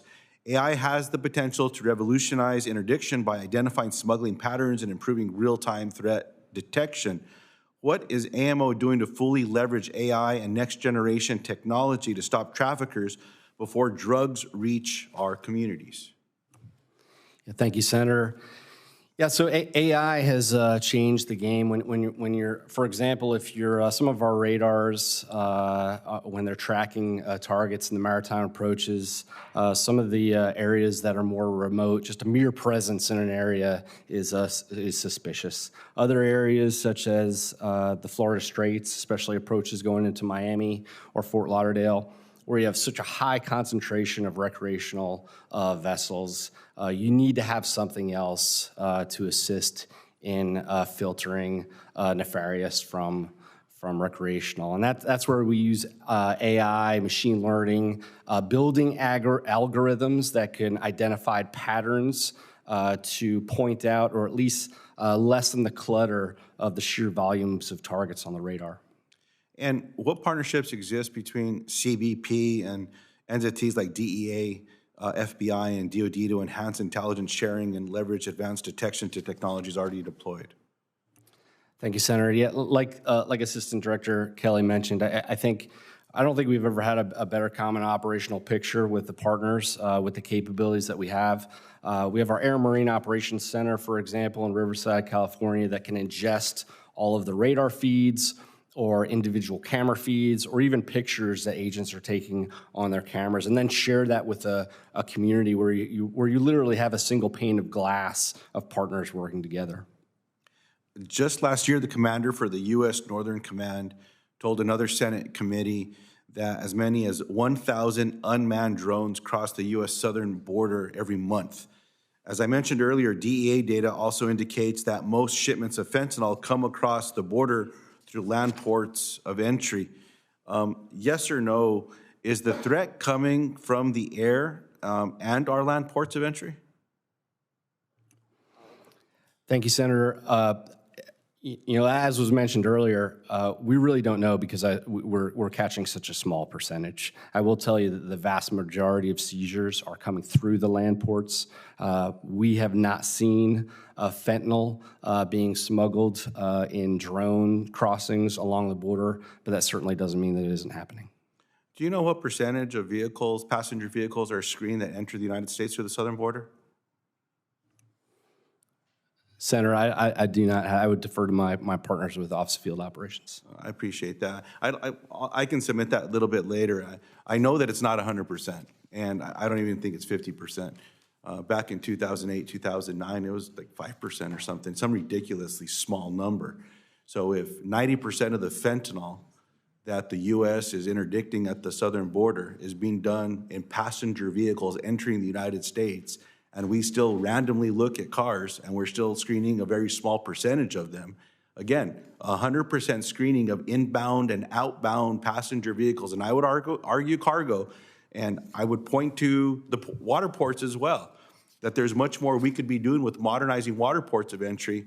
I'm reminded of a report that came out from the Department of Homeland Security, I believe under both President Trump's first term and President Biden's term as well, that suggested that there were precursor chemicals that were being intercepted, stolen, after they would get on land, off the ship, on land, and then they would be taken to the screening facility. Between the water port and the screening facility, they were getting stolen. And then they were being driven to Mexico. And they were coming back to the United States as fentanyl. How in the world is that happening? 100% screening, stopping what's happening in these cargo containers, I believe will make a big difference. Now, I have several other questions. My time's already run out here. I'll submit them into the record. I appreciate this important hearing, and I certainly hope that there's some ways that we can get some of this adopted into good policy and get it funded, and make sure you have the tools you need. Thank you for the time, Mr. Chairman. Thank you, Senator. Senator Klobuchar. Thank you, and thank you all of you for your work. I've been going back and forth between agriculture and judiciary, but I wanted to be here at least for the tail end of this because we've had a lot of issues with fentanyl in our state. I've worked a lot on the social media side of it with a number of other senators to try to cut down on that. As we know, a lot of kids especially are purchasing pills that way, but we also need to stop these illicit drugs and fake pills from entering our borders in the first place. I thank you for your work. Director Kelly, your written testimony referenced the government's efforts to combat fentanyl trafficking through the mail, including the 3,800 pounds of fentanyl seized by the Postal Inspection Service. I lead bipartisan legislation known as the STOP Act 2.0, which builds on the original STOP Act that Senator Portman and I did that was enacted by President Trump in 2018. Can I count on ONDCP's support as we work to build on legislation to crack down on fentanyl through the mail? Senator Klobuchar, thank you so much for the question. We absolutely agree that stopping the flow of fentanyl through the U.S. mail is key, and we rely heavily on our partners from the U.S. Postal Inspection Service to do that work. And we would also add that fentanyl flow through express consignment carriers, private industry partners like UPS, FedEx, and DHL is equally key. Mm-hmm. Very good. Also, I just want to note, I know that Senator Blackburn asked you about the HIDA program, and it's very important in our state to our counter-narcotics efforts, so I appreciate that. I used to be a prosecutor and get this coordination, how important it is, so I wanted to add to that. Rear Admiral, I know that the Coast Guard plays a major role here, and we love the Coast Guard in Minnesota. We especially love icebreakers up on Lake Superior, but could you talk about what you would need in terms of Coast Guard cutters to bring down the cocaine that we're getting in? Good afternoon, Senator.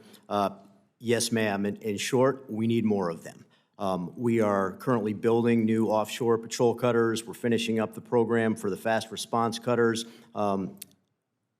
We're still running our older ships. 10 years ago, I was a commanding officer of a cutter that was almost 50 years old then, and we are still operating it today. We have trouble getting parts for those ships, and when we have a scheduled maintenance period like a dry dock, we don't even have the funding to be able to take that ship and make sure it can continue to operate. I mentioned in my opener, we had a ship with a hole in the side of it with water rushing in last week, and that ship was built in the 80s. So we're running these old ships. Like when Cabbage Patch dolls and Walkman were popular way yes, back ma'am, then? I remember that.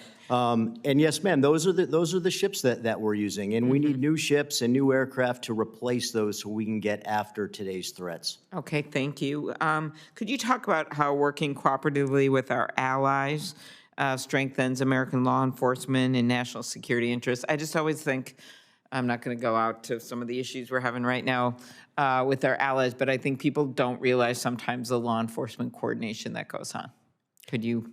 Yes, Senator, I think people probably don't realize that right now we have a Dutch ship patrolling in the Caribbean with a U.S. Coast Guard law enforcement detachment on board, and just in the last 2 weeks, they've had 2 drug interdictions of cocaine. And we are able to prosecute those cases because we had a U.S. law enforcement detachment make that interdiction. So the U.S. attorney will take the case, we can hold those people accountable, but more importantly, we can get the intelligence from that case, use that to feed the intel cycle, and then figure out how to dismantle the cartels because of it.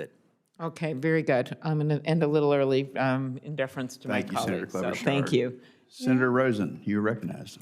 Well, thank you, Chair Butt, and thank you, Senator Klobuchar, for giving me a little bit more of your time. Anyway, thank you to our witnesses for being here today. It's a really important hearing, and I want to talk about the impact of the current administration's actions on your ability to do your job. So, Ms. Kelly, I don't need to tell you or any other members of this committee how vital the work that you do at HIDTA, or I'm going to just say what we usually call it, HIDA, how important that program is. In Nevada, we have 2 high-intensity drug trafficking areas, and according to the Southern Nevada Health District, between 2020 and 2023, the number of fentanyl overdoses among residents of Clark County, our state's largest county, increased by 97%. That's why programs like HIDA are needed now more than ever, and I've strongly supported their annual appropriation. Unfortunately, according to several reports and lawsuits filed by state attorneys generals, both the OMB hiring freeze and the subsequent pausing and reallocation of resources have impacted funding for the HIDA program. So, Ms. Kelly, can you talk about how these actions have impacted the work that you do, your ability to stop the drugs from coming? Are you currently receiving the necessary support and funding to carry out your crucial work? Thank you, Senator Rosen, for the question and especially for your support for the HIDA program. We deeply appreciate it. Happily for us, the funding freeze that our grant program was subject to was fairly short-lived. It was rescinded within about 4 hours. So we were in a position that we had to pause, but it was a very brief pause, and we're happy that the HIDAs are back and running as usual. Thank you. I'm going to move on. I know Senator Klobuchar talked a little bit about international cooperation. Of course, Minnesota on the Canadian border there, but I want to talk about Southcom, because I sit on Armed Services Committee, and in our hearing with Southcom Commander Richardson, the general spoke about our armed forces' success in detecting and seizing maritime drug shipments, including the importance of working with partner nations to increase our drug seizures.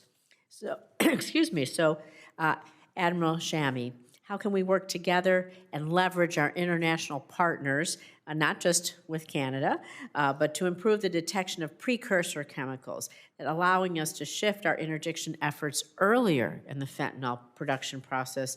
How can we best equip the Coast Guard to do that? Good afternoon, Senator.